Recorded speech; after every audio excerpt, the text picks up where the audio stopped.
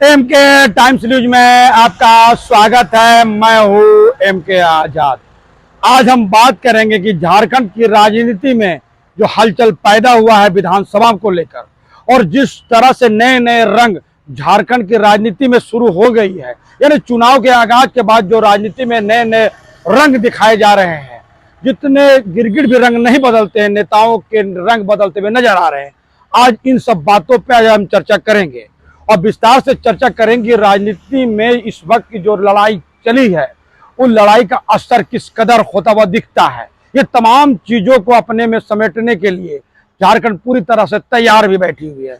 सबके अपने अपने चेहरे हैं, अपने अपने रंग हैं और सबके अपने अपने कारनामे हैं। इन तमाम चीजों को आज इस विश्लेषण के साथ समझते चले जाइए। तो याद कीजिए सबसे पहले कि झारखंड में विधानसभा के आगाज के बाद से लगातार राजनीतिक पार्टियां एक दूसरे पर प्रहार जरूर कर रही है और एक दूसरे पर प्रहार के साथ साथ अपने रणनीति बनाने में जुट गई है। कौन किसको कितना इसमें मुश्किल में डाल दिया है, कौन कितने परेशान नजर आ रहे हैं, किसकी सरकार बनने वाली है, तमाम चीजों के बीच जनता जो जानना चाहती है वो स्पष्ट तौर से यह देखा जा सकता है कि इस वक्त में राजनीतिक घटनाक्रम किस करवट ले रही है। जनता जानना चाहती है और हमारे श्रोता भी जानना चाहते हैं कि इस वक्त की राजनीति हालात किस ओर इशारा करते हुए नजर आ रहा है। तो चलिए सबसे पहले जान लेते हैं मुद्दों की बात को लेकर। मुद्दों की बात इसलिए भी महत्वपूर्ण है कि राजनीतिक दलों में जो लोग मुद्दे बनाए हैं और मुद्दों के साथ जो नारे गढ़े गए हैं, नारों में और मुद्दों में क्या डिफरेंस है और इस पर जनता को कितना असर होता है। तो सबसे पहले बात कर लेते हैं भारतीय जनता पार्टी के नारों को लेकर। तो याद कीजिए सबसे पहले भारतीय जनता पार्टी ने सबसे पहले घुसपैठिया के बारे में पूरी तरह से राजनीति केंद्रित करने की कोशिश जरूर की है। अब जब झारखंड में आया तो यही नारा फिर गूंजता हुआ नजर आया। राजनीति में नजर रखने वाले स्पष्ट तौर पर देखते हैं कि संथाल परगना और कोल्हान में भारतीय जनता पार्टी को जिस चुनौती का सामना झारखंड मुक्ति मोर्चा गठबंधन के साथ होता हुआ दिखता है, उसको सिर्फ और सिर्फ यही एक घुसपैठिया के जो नारा है, बांग्लादेशी घुसपैठिया के नारे के साथ और जनसंख्या संतुलन को लेकर मात दिया जा सकता है। कमजोर नस देखने का काम भारतीय जनता पार्टी की तरफ से दिखाया गया है। और जब हेमंता बिस्वा शर्मा जो सब प्रभारी है झारखंड के, जिस तरह से इस मुद्दे को छेड़ने के प्रयास किए, इस नैरेटिव को गढ़ने का प्रयास किए, वो कितना सफल होगा वो तो चुनाव रिजल्ट से साफ साफ दिखेगा। लेकिन नारों पर बात कर लिया जाए और उस पर कितना असर होता है, इसको समझते चले जाइएगा तो आप देखते चले जाइए। दूसरा महत्वपूर्ण नारों के साथ बात किया जाएगा तो संथाल परगना के साथ साथ कोल्हान में अपनी सीटों को मजबूत करने के लिए भारतीय जनता पार्टी ने सरना कोट के बारे में राजनीतिक राग छेड़ दिया और भारतीय जनता पार्टी किसी हाल में हेमंत सोरेन को कोल्हान में और संथाल परगना में घेरने के लिए पूरी तरह से मुस्तैद जरूर नजर आती है। तो सरना कोट को लेकर जिस तरह से नैरेटिव भारतीय जनता पार्टी की तरफ से गढ़े गए हैं, उसके भी एक राजनीति माने जरूर है। और इस बीच यह कहा जाने लगा कि हमारी सरकार आएगी तो सरना कोड लागू कर दिया जाएगा और इस बात को का भी फैलाने की कोशिश की गई कि सरना कोड को कांग्रेस ने समाप्त कर दिया, जबकि अगर आंकड़ों पर गौर किया जाए तो यह कहीं भी साबित होता हुआ नहीं दिखता है। लेकिन मैंने कहा कि नैरेटिव सेट करना और नैरेटिव सेट करके अपने लोगों को माइल करना और राजनीति के रंग रूप के सारी कहानी को तेज जरूर करता है। तो दो बड़े मुद्दे हैं, तो इस मुद्दे को भारतीय जनता पार्टी किस तरह सजाना चाहती है, तो ये अजब सी बातें हैं। और इस दो महत्वपूर्ण मुद्दों के साथ राजनीति में एक नई आगाज हुई। तो चलिए, झारखंड मुक्ति मोर्चा जो इंडिया गठबंधन के सबसे बड़ी सहयोगी दल है और मुख्यमंत्री का चेहरा हेमंत सोरेन है, तो उनके नारों को भी याद कर लीजिए।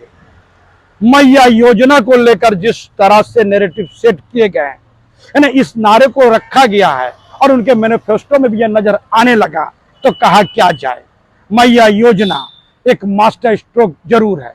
और मैया योजना को लेकर जिस तरह से मार्केटिंग पूरी तरह से सरकार भी की, इंडिया गठबंधन के भी लोग करते हुए नजर आते हैं। और धरातल पर उतरिए तो एक बात निश्चित तौर पे कहा जा सकता है कि मैया योजना के बाद झारखंड मुक्ति मोर्चा के वोट में इजाफा होता हुआ दिखेगा। राजनीति में नजर रखने वाले इस बात की ओर इशारा जरूर करते हैं। तो मैया योजना के जो काउंटर करने के लिए जब भारतीय जनता पार्टी आई तो उन्होंने गो दीदी योजना के बारे में बात करने लगी। अब एक नई नैरेटिव की बात भी और सुनते चले जाइए। भारतीय जनता पार्टी झारखंड में इस असमंजस में पड़ी हुई है कि किस तरह से मैया योजना के भी कार्यक्रम को पूरी तरह से डिफीट करने के लिए तैयार हो जाना चाहिए। यह पहली बार देखा गया कि सरकार नहीं है, योजना लागू नहीं है, लेकिन फॉर्म भराते हुए भारतीय जनता पार्टी के बड़े बड़े नेता नजर आए। तो कहा क्या जाए, पहली बार है जो योजना लागू तो नहीं की गई लेकिन फॉर्म भराते हुए नजर आने लगी। झारखंड इसके लिए भी एक नई गवाही जरूर दे रही है।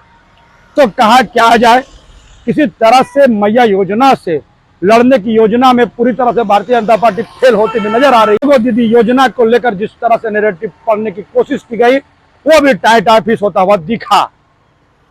अब चलिए दूसरी बातों को कर लिया जाए, मास्टर स्ट्रोक की बात कर लिया जाए, हेमंत सोरेन का नारों के साथ किया जाए तो बिजली बिल की माफी, 18,000 बिजली बिल की माफी और 200 यूनिट बिजली फ्री के जो मामले आते चले गए, जिस नैरेटिव को सेट करने की कोशिश की गई वो बड़ा महत्वपूर्ण है। और इस नारों के साथ आज झारखंड मुक्ति मोर्चा लोगों के बीच जरूर है।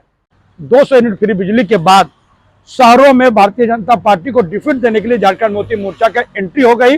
राजनीतिक गलियारों पर नजर रखने वाले कहते हुए नजर आते हैं। तो चलिए कई नारों के साथ बिजली की माफी है और वकीलों के लिए, जो बुद्धिजीवी वर्ग वकीलों के लिए जिस तरह से स्टाइपेंड, पेंशन और इंश्योरेंस को लेकर भी जिस तरह से मास्टर स्ट्रोक खेले गए, अब आवास योजना को लेकर जो नारे गढ़े जा रहे हैं, जो बात बताई जा रही है और राजनीति में उसका चर्चा जरूर है। चलिए अब दूसरी तरफ आपको हम ले चलते हैं और समझने की कोशिश करते हैं कि दूसरी तरफ के नजारे क्या हैं। परिवारवाद को लेकर भारतीय जनता पार्टी के खासकर नरेंद्र मोदी सरकार जिस तरह से कांग्रेस को घेरने का प्रयास करते हैं और राष्ट्रीय जनता दल हो, समाजवादी पार्टी हो या दूसरे दल हो, ये तमाम चीजों को जिस तरह से नरेंद्र मोदी घेरने की कोशिश करते हैं कि परिवारवाद ने देश को बर्बाद कर दिया। लेकिन जब झारखंड में विधानसभा में टिकटों की बंटवारा किए जाते हैं तो 4 पूर्व मुख्यमंत्री के जब रिश्तेदार सामने नजर आए, इसके अलावा और कई विधायकों के रिश्तेदार भी नजर आ जाए तो कहा क्या जाए। 4 पूर्व मुख्यमंत्री, तो 4 मुख्यमंत्री के अगर रिश्तेदार भी अगर चुनाव मैदान में है तो परिवारवाद पर बहस क्या किया जाएगा। और इस नारों का क्या, इस वादों का क्या कि परिवारवाद तो देश को नुकसान कर रहा है, लेकिन झारखंड में बीजेपी इसी पर पूरी तरह से अपने नैया पार करने पे आमादा हो जाए तो समझा जा सकता है कि नेताओं के कितने रंग है। मैंने शुरू में ही कहा था कि नेताओं का रंग गिरगिट से ज्यादा बदल जाते हैं। तो चलिए उसको भी टटोल लेते हैं। आप याद कीजिए मधु कोड़ा को लेकर, मधु कोड़ा जो 4,000 करोड़ के घोटाले के आरोपी बनाए गए थे, आज भी मुकदमे चल रहे हैं। इसको खत्म करने के लिए कोर्ट ने भी जो आवेदन था मधु कोड़ा के खत्म कर दिए। और उनकी पत्नी गीता कोड़ा जो कुछ दिन पहले तक कांग्रेस पार्टी के सांसद हुआ करती थी, उन्होंने इस्तीफा देकर भारतीय जनता पार्टी का दामन था, लोकसभा में टिकट भी प्राप्त की, चुनाव हार गई। और फिर इस बार भारतीय जनता पार्टी ने मधु कोड़ा की पत्नी गीता कोड़ा पर विश्वास जगाया और उनको टिकट दी। बात कर लिया जाए रघुवर दास को लेकर, रघुवर दास इस वक्त में राज्यपाल हैं। रघुवर दास इस समय उड़ीसा के राज्यपाल हैं। उनके पुत्र वधु पूर्णिमा साहू दास की बात कर लिया जाए तो उनको भी टिकट देने का काम भारतीय जनता पार्टी ने जरूर किया। और तो और नए नवेले चंपई सोरेन जब पार्टी में शामिल हुए तो उनके बेटे बाबूलाल सोरेन को भी टिकट दे दिया गया। तो कहा क्या जाए। और तो और अर्जुन मुंडा तो झारखंड के सीएम भी रहे और इससे पहले केंद्रीय मंत्री भी रहे, चुनाव हार गए लोकसभा का। इस वक्त में उनकी पत्नी मीरा मुंडा भी चुनाव मैदान में टाल ठोकते हुए नजर आ रही है। यानी 4 मुख्यमंत्री के रिश्तेदारों पर जब भरोसा कर लिया जाए तो समझा जा सकता है कि परिवारवाद पर बहस करने की जरूरत कितनी है। और इसकी फहरिस्त में देखा जाए तो झरिया विधानसभा में पूर्व संजीव सिंह की पत्नी को जब टिकट मिल जाए, यानी इससे पहले अगर बात कर लिया जाए कुंती सिंह भी विधायक रही, उनकी पुत्री को भी टिकट मिल जाए तो कहा क्या जाए। ऐसी बड़ी फेरिस्त है जिस पर लंबा चर्चा हम कभी अलग से कर लेंगे। तो परिवारवाद के भी चेहरे आपको सामने नजर आ रहा है। तो कहा क्या जाए, सबके अपने अपने वादे हैं, अपने अपने नारे हैं। और इस वक्त में जो बात सामने आ रही है एक दूसरे पर टीका टिप्पणी को लेकर, इसको लेकर भी राजनीतिक संसार जरूर हुआ है। मैं बात कर रहा था इरफान अंसारी को लेकर। इरफान अंसारी ने राजनीति में एक नया तुक्का फेंका। इस तुक्के को जितनी भी निंदा की जाए कम है। मैं मानता हूं कि किसी हाल में इरफान अंसारी को ये शब्दों का प्रयोग किसी के लिए भी नहीं करना चाहिए। अलबत्ता उन्होंने इसके लिए सीता सोरेन का इस्तेमाल किया कि नहीं, इसकी पुष्टि तो हमारा एमके टाइम्स न्यूज नहीं करता। लेकिन किसी भी हालत में ऐसे शब्दों का प्रयोग का हमारा चैनल हमेशा निंदा करता है। इस नारे के खिलाफ जाने के लिए भी भारतीय जनता पार्टी पूरी तरह से मुस्तैद नजर आती है। तो कहा क्या जाए, क्या भारतीय जनता पार्टी के पास मुद्दों की कमी हो गई? क्या वो चुनाव में मुद्दे खोजते हुए नजर आएंगे? कहाँ गए मोदी सरकार के 10 साल के कार्यक्रम? इसको लेकर भारतीय जनता पार्टी आना क्यों नहीं चाहती? इसको लेकर भी राजनीतिक लेवल पर चर्चा बना हुआ है। क्या इरफान अंसारी के विवादित बयान को लेकर भारतीय जनता पार्टी इस तरह से एग्रेसिव होकर वोट बैंक को बदलना चाहेगी? मुद्दों की कमी हो गई है, यह सब राजनीतिक लेवल पर चर्चा का विषय बना हुआ है। इस तमाम मुद्दे को इस तरह भी टटोते चले जाइए कि पहली बार झारखंड में जब आप पूर्व सीएम के पत्नियों को, उनके पुत्रवधू को, उनके बच्चों को, उनकी पत्नियों को जब टिकट देते हुए नजर आते चले जा रही है तो बड़ा दिलचस्प है। झारखंड के एक सीट पर जब देवरानी और जेठानी नजर आ जाए और उसी विधानसभा में पिता पुत्र नजर आ जाए और टुंडी विधानसभा में पिता के सामने पुत्र भी ताल ठोकते हुए नजर आए तो झारखंड में कई रंग देखने को जरूर मिलता हुआ चला आ रहा है। पिता पुत्र भी आमने सामने हो, राजनीति महत्वाकांक्षा किस कदर और किस दिशा में जा रही है आसानी से समझा जा सकता है। पिता के खिलाफ पुत्र ताल ठोकते हुए नजर आ रहे हैं। तो कहा क्या जाए, राजनीति महत्वाकांक्षा किस करवट ले रही है, राजनीति की दशा दिशा किस ओर जा रही है, ये सब समझने की जरूरत है। और इस संबंध में मैं कहना चाहूंगा, इस संबंध में और भी वीडियो सामने आते हुए नजर आएंगे।